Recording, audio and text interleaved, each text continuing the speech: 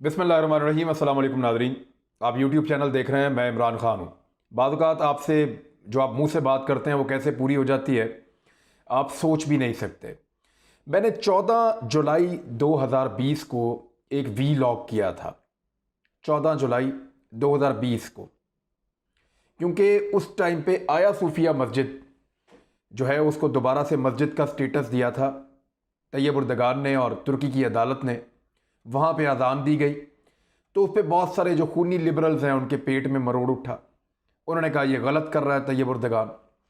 तो मैंने एक ऐसी मस्जिद दिखाई जिस मस्जिद के अंदर गैर मुस्लिमों ने मुसलमानों को तकलीफ पहुंचाने के लिए जब उस इलाके पे कब्जा किया तो मस्जिद के अंदर सूअर बांधे और जानवरों को वहां पे घुसाया ताकि मुसलमानों को तकलीफ हो, उनकी दिल आज़ारी हो।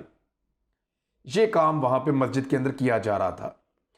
मैंने यह बताया कि जब मुसलमानों के साथ जुल्म होता है तब कोई नहीं बोलता, और जब एक खरीदी हुई इमारत के अंदर मस्जिद बनाई जाती है तब सबके पेट में दर्द होती है। तो यह नहीं होना चाहिए। मैं इस पे वीडियो बना रहा था।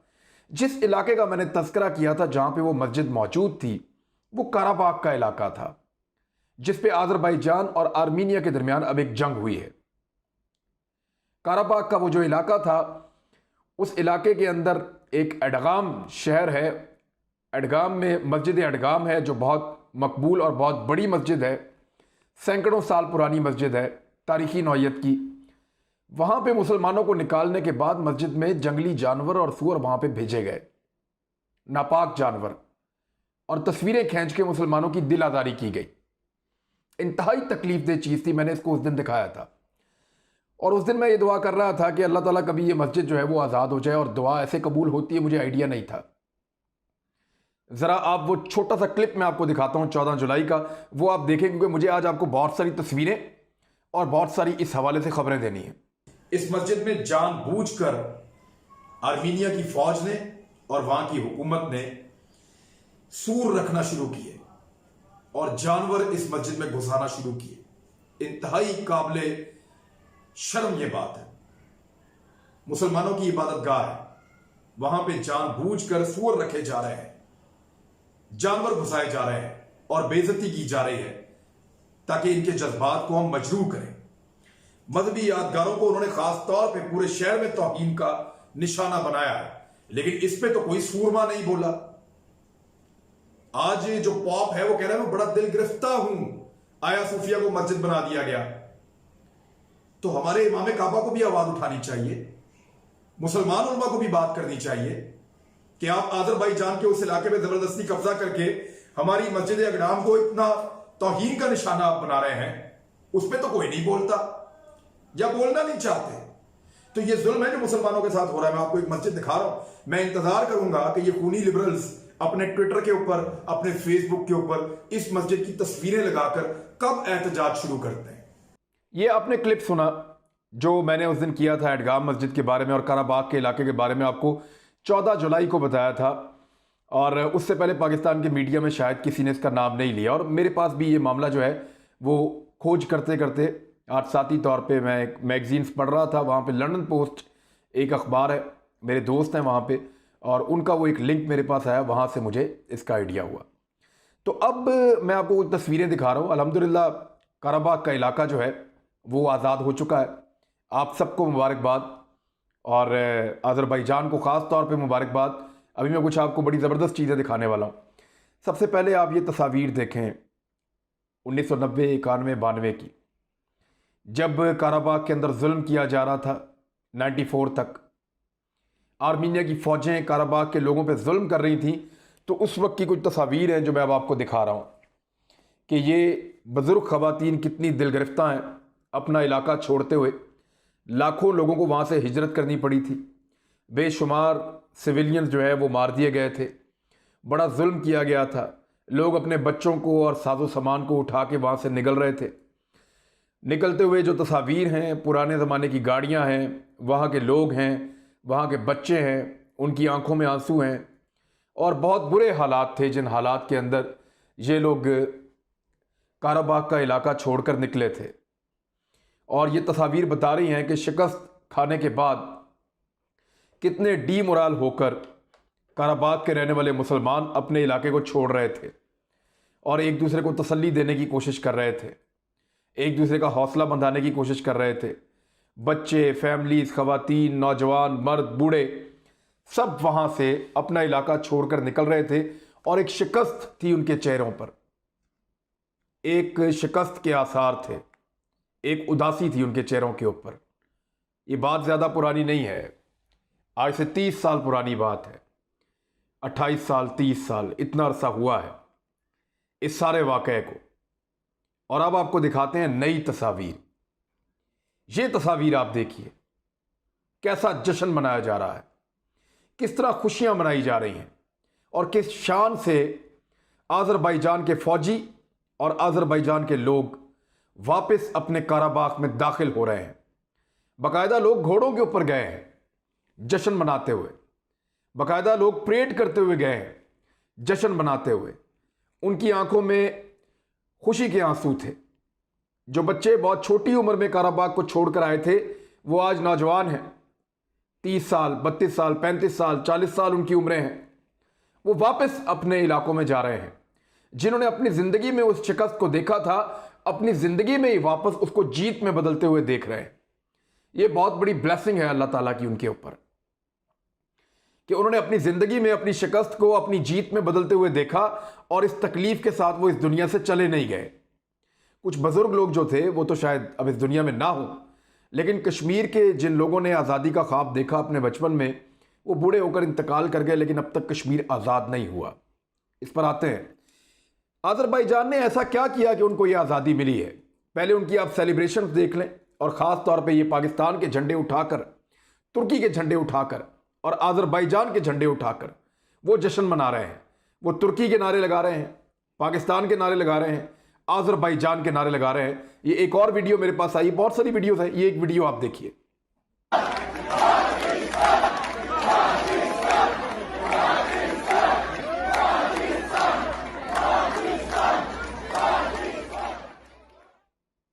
तो आपने देखा वहां कितना जोशो खरोश है, लोग कितना खुश हो रहे हैं। ये कामयाबी उनको ऐसे नहीं मिल गई, उसके लिए उन्होंने तैयारी की। उन्होंने मुकदमा लड़के देखा, अक़वाम मुत्तहिदा में जाकर देखा, बैनुल अक़वामी इदारों के पास जाकर देखा, करारदादें पास होती थी। सब कहते थे आपका इलाका है, आपकी ज़मीन है, सब कहते थे आपका हक है, लेकर कोई नहीं देता था। तो उन्होंने इस बात का अंदाज़ा कर लिया कि ये ज़मीन लेकर कोई नहीं देगा, ये वापस लेनी पड़ेगी। सब ये ज़रूर मानेंगे कि ये ज़मीन आज़रबाईजान की है, लेकिन इस ज़मीन को वापस दिलवाने के लिए कोई नहीं आएगा, ये आपको अपने ज़ोरे बाजू पर लेनी पड़ेगी। उसके बाद उन्होंने हर तरह के हथियार जमा करना शुरू किए। उस इलाके की दिफाई हिकमत अमली बनाई कि आर्मीनिया किस लेवल तक जा सकता है, उसके हथियार कैसे हैं, उसकी फ़ौज कैसी है, उसकी ताकत किन चीज़ों में है, वो कहाँ कहाँ पे कमज़ोर है, उनकी फॉल्ट लाइन कौन कौन सी हैं, किस किस जगह पे हिट करेंगे तो आर्मीनिया को ज़्यादा चोट लगेगी। फिर उन्होंने उस लड़ाई के हिसाब से ड्रोन्स खरीदे, उस लड़ाई के हिसाब से उन्होंने अपनी एयरफोर्स को तैयार किया, ज़मीनी फ़ौज को तैयार किया। अपनी हर तरह की फोर्सेस को तैयार करने के बाद 27 सितंबर, हमने जुलाई में ये स्टोरी की थी, 14 जुलाई को, उसके बाद 14 अगस्त, फिर 14 सितंबर, 2 महीने ये और 13 दिन इसके ऊपर। तो तकरीबन 2.5 महीने के बाद हमने जब ये स्टोरी की तो एक लड़ाई वहाँ पे छिड़ गई जिसका आज़रबाईजान इंतज़ार कर रहा था। और फिर आज़रबाईजान ने अपने हथियारों को ठीक तरीके से इस्तेमाल किया। उनकी प्लानिंग देखें आप, हमने उनके अंदर कोई डिवीजन नहीं देखी। ऐसा लगता है कि वो 10-15 साल की तैयारी करके आए हुए थे कि हमने यहां से घुसना है, इस तरीके से जाना है, इस एरिया को ऐसे फतह करना है, इस एरिया को ऐसे फतह करना है, इस इलाके में ये हिकमत अमली होगी, ये बंदा जो है ये फॉरेन अफेयर्स को देखेगा। पूरी स्ट्रेटजी थी फॉरेन ऑफिस के पास। उन्होंने तमाम ममालिक को अंगेज रखा। हालांकि कई ममालिक जो है वो आर्मीनिया को हथियार देते हैं, रशिया भी है, फ्रांस भी है, लेकिन वो कुछ नहीं कर पाए। बेहतरीन वक्त का इंतखाब किया। कोरोना वायरस में दुनिया फंसी हुई थी, अमेरिका में इलेक्शन चल रहा था, यूरोप को अपनी मुसीबत फंसी हुई पड़ी हुई थी। तुर्की के साथ उन्होंने बेहतरीन ताल्लुकात बनाए, पाकिस्तान के साथ बनाए, रशिया के साथ अच्छे ताल्लुकात इस्तेमाल किए और फिर उन्होंने अपना इलाका लेना शुरू किया। लेते गए, हर दिन कभी 2, कभी 3, कभी 5, कभी 7, वो अपने देहात, अपने शहर, अपने इलाके छुड़वाते चले गए। आगे बढ़ते चले गए। कुछ अजीबोगरीब शराइत के ऊपर उनको आमादा किया गया सुलह पर, लेकिन इसके बावजूद वो रुके नहीं। अमेरिका, फ्रांस, तुर्की, रशिया सब बैठे, लेकिन बात बनी नहीं और वो फिर फतूहात करते चले गए, यहां तक कि उन्होंने शोशा का इलाका आजाद करवा लिया। और फिर अगले दिन, एक दिन के अंदर 71 गांव, एक सेटलमेंट और 8 पहाड़ी इलाके जो हैं वो आजाद करवाए उन्होंने। इतनी बड़ी फतूहात, बहुत बड़े पैमाने पे। और ये फतूहात बता रही थी कि अब आर्मीनिया की फौज लड़ना ही नहीं चाहती। जहां अजरबैजान आता है, आर्मीनिया पीछे हट जाता है। और उसके बाद फिर पशियान जो है वज़ीर आज़म आर्मीनिया का, उसको घुटने टेकने पड़े और रूस की मौजूदगी में एक मुआहदा हुआ और शिकस्त तस्लीम कर दी आर्मीनिया ने और इलाके अजरबैजान के पास वापस आ गए। अब वो फातहीन की तरह अपने इलाकों में वापस दाखिल हो रहे हैं। ये है तरीका अपना इलाका आज़ाद करवाने का। पाकिस्तान ने अगर 10 साल पहले, 15 साल पहले फैसला किया होता या 20 साल पहले फैसला किया होता कि हमने कश्मीर को आज़ाद करवाना है और हमें ताकत का इस्तेमाल करना पड़ेगा अल्टीमेटली, बेशक हमारा दुश्मन बहुत बड़ा है, लेकिन उसकी दिफाई लिहाज से कुछ कमजोरियां हैं, हमारी कुछ ताकतें हैं, हम उसके हिसाब से बेहतरीन, वेल ट्रेन्ड हैं, हमारी फौज ने उसको कई दफा सबक सिखाया है, तो हम इस लड़ाई को जीत सकते थे। लेकिन हमने उस तरह से प्लान नहीं किया। अपनी इकोनॉमी को, अपने मामलात को और कौम को भी उसके लिए तैयार नहीं किया। अजरबैजान में देखकर हमें ऐसा लगता था कि जंगबंदी के लिए कोई जुलूस ही नहीं निकला कि बंद करो ये जंग। हमने ये देखा कि वहां पे किसी ने ये नहीं कहा कि फ्रीडम ऑफ एक्सप्रेशन ये वाली दे दो, या ये जंगी कवानीन है, या ये है, या वो है, या ये वाले हथियार, या लोग मर रहे। कोई नहीं।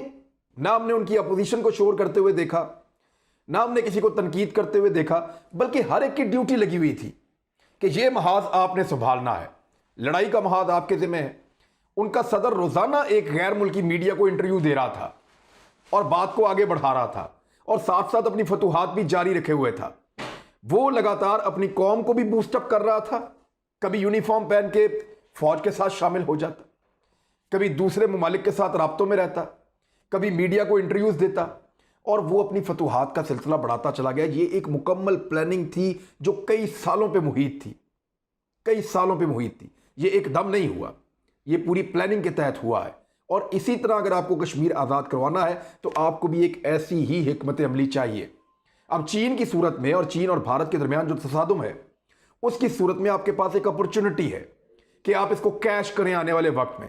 और अगर आप इसको कैश कर पाए तो फिर कश्मीर की आज़ादी का सूरज आसानी से तुलू हो जाएगा। लेकिन उसके लिए एक मनसूबाबंदी चाहिए, पूरी कौम की एक जहती चाहिए। दूसरी जानिब अगर आप अमेरिका के इलेक्शन से मैं एक चीज सीखने के लिए वहां मिल रही है, डोनाल्ड ट्रंप ने कहा धांधली हुई है, साबित नहीं कर पा रहा। आपको पता है अमेरिकन मीडिया भी उसको घास नहीं डाल रहा कि फॉल्स है, झूठ है। डोनाल्ड ट्रंप के पास सबूत नहीं है अपनी बेगुनाही के या इस बात के कि वो जो है वो इलेक्शन वो बेगुनाह था, उसको जबरदस्ती इलेक्शन हरवाया गया, उसके साथ ज्यादती हुई। उसके पास सबूत मौजूद नहीं है। तो जब उसके पास सबूत मौजूद नहीं है तो उनका मीडिया उसको घास नहीं डाल रहा। डोनाल्ड ट्रंप कह रहा है कि आजादी इजहार राय कहां गई, वो बात ही नहीं सुन रहे। अमेरिकन मीडिया ने डोनाल्ड ट्रंप को घास नहीं डाली ये कह करके आपके पास तो सबूत ही नहीं है, ये कह करके ये तो इलेक्शन हुआ है, और बहुत सारी और चीजों में भी उसको घास नहीं डाल रहा है। तो पाकिस्तान के अंदर प्रॉब्लम यह है कि आपके ऊपर एक केस बने, आपका मुकदमा अदालत में है, आप बाहर निकल के अदालत को गालियां दें, मीडिया चलाएगा। आप केस हार जाएं, आप जजों और जर्नैलों को गालियां दें, लोग मीडिया चलाएगा। आप जो मर्जी पाकिस्तान में करें, मीडिया उसको चलाएगा और कहेगा कि आजादी इजहार राय है इसलिए हम इसको चला रहे हैं। और अगर ना चलाने दिया जाए तो कहा जाएगा आजाद इजहार राय को जो है वो आजादी इजहार राय को रोक दिया गया है। ये सिर्फ पाकिस्तान में होता है और अमेरिकन सपोर्ट करते हैं पाकिस्तान में। वही अमेरिका जो पाकिस्तान में आजादी इजहार राय के तौर के ऊपर हर गलत चीज चलाने की इजाजत देता है मीडिया को और कहता है चलाओ इसको, और अगर कोई गलत चीज को रोके तो कहता है जी आप कदगन लगा रहे हैं, फ्रीडम ऑफ स्पीच कहां पे गई, बोलने पे आप कदगन लगा रहे हैं। लेकिन अपने मुल्क के अंदर आपने देखा वो कितने सियाने हैं। उन्होंने ट्रंप को कहा अपने आप को साबित करो कि तुम ठीक हो। यहां किसी ने नहीं कहा किसी भी करप्ट लीडर को जाओ जाके अदालत में अपने आप को बेगुनाह साबित करो फिर आके बात करना। यहां किसी ने नहीं कहा। यहां बस रोजाना निकल के वो जो गालियां देते हैं इदारों को वो चला देते हैं ऐसे ही। सबको पता है किस किस ने क्या क्या करप्शन की है, बात कोई नहीं करता। तो बड़ा अनफॉर्चुनेट है, इससे भी सीखने के लिए मिल सकता है हमें। अब तक के लिए इतनी, अपना ख्याल रखिएगा। अल्लाह करे जैसे मेरे दिल से ये बात निकली एक दिन कि मस्जिद अडगाम जो है उसमें अजान गूंजे, जानवर निकाले जाएं, नमाज पढ़ी जाए। तो इसी तरह मेरा दिल कहता है कि कभी कश्मीर भी आज़ाद हो, हम वापस जाएं अपने इलाकों में, अपने लोगों के पास, उनके साथ मिलकर उनसे गले मिलें और उन इलाकों को देखें जिनको देखने के लिए हमारे बुज़ुर्गों की आंखें तरस गई थी। अब तक के लिए इतना ही। अपना ख्याल रखिएगा, अपने चैनल का भी। अल्लाह हाफ़िज़।